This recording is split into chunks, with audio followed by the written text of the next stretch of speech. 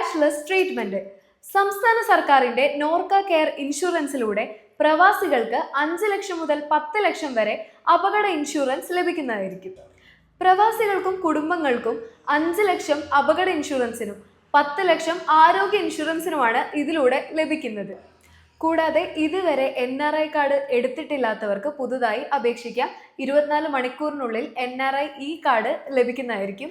ലഭിക്കുന്ന കാർഡിലെ വിവരങ്ങൾ ഉപയോഗിച്ച് നോർക്ക കെയറിൽ ഓൺലൈൻ വഴി രജിസ്റ്റർ ചെയ്യാവുന്നതാണ്.